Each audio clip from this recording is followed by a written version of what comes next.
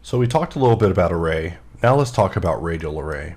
So located in Mesh Tools, radial array can just be brought up by just clicking it, and you'll just begin radial arraying around the origin, and there will be an empty that will automatically update in order to keep things in line.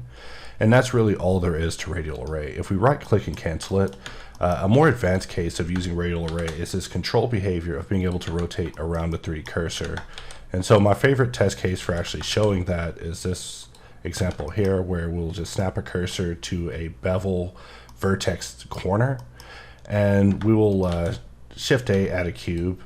And for this example, let's turn on snapping, and we'll turn on face snapping along with the line rotation at target and align and adjust rotation. We don't want it on automatically, and we want to use center, so it's something like that, and we're just rotating it around.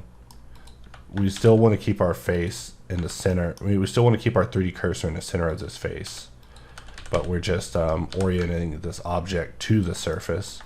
And so let's say we were doing a boolean. We can just press Q and set up a difference, as you see me do many times in this. But we can go under Mesh Tools and control click radial array, and just basically radial array using the 3D cursor and the rotation of this object in order to radial array in this location. And notice that it didn't move the object. If you want to use displacement, you can do that by pressing D, and you can even press X to change the axis. But displacement, when it comes to using these sort of situations, can be a little bit variable, so we do tend to leave that on you, the user. And what I mean by that is you can just go under the displace properties and actually change the axis that you're wanting to adjust with this. Like if I'm wanting to mess with this on the X, I would just change it to the X, and then I could actually get the intended displacement result if I'm trying to actually displace this a little bit further out. But I just want to show that with radial array, we do have a degree of control with this. And radial array is also a prominent option when it comes to booleans in general. So here I am setting up another boolean. I'll place my cursor there, and just notice that, well, for one, we have array showing up twice. That's something I'll need to check into. But if we control click radial array, we're able to just quickly radial array this boolean around this particular region. And so this is something that I use quite a bit. Another example is probably more adequately with a cylinder. We'll start off sharpening this and look at it from the top, and we'll just place a cube here and just begin cutting that in. And we can just go under Mesh Tools, control click radial array. Actually, we want to place the cursor in the right location, and then we can actually radial array spin around this thing. And the best part is we can go in and begin making cuts on this after the fact. I mean, right now the sorting is actually off for radial array, as you can see via the renderability not showing. If you're a new user who's not actually wanting that to happen, you can actually turn off radial twist render edit toggle, which means that whenever you are working with it, you'll be at the mercy of sort. So to show that in action, we're just going to add a cube and select this shape and perform a difference.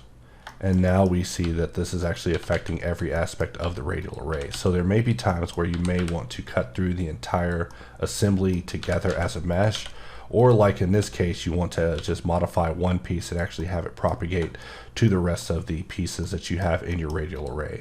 And then of course we can always just bring it back and just go back under radial array, but we will probably want to ensure that our cursor's in the center, and control click that to actually adjust it. But it looks like going back in and adjusting it isn't the best option like that. So the easier way is to actually go into modifier stack itself, and we can just adjust the count.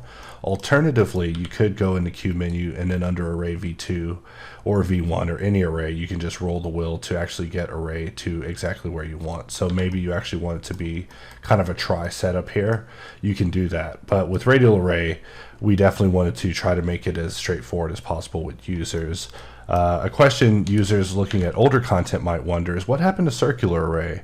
Well, the most proper explanation I can give about circular array is that circular array is part of Hops tool, and that me integrating circular array into Mesh Tools, where radial array was formerly at, was not the best option. In fact, if we jump into this, we see that this particular array is able to be modified with dots inside of Hops tool. but it isn't actually the most straightforward way to deal with the radial array, especially on the outside when dealing with these particular modifiers. So it's just something that we want to expand on, and so for that reason radial array exists, but we still have circular array inside of hops tool for people who are dealing with hops tool and wants to deal with a different type of radial array system.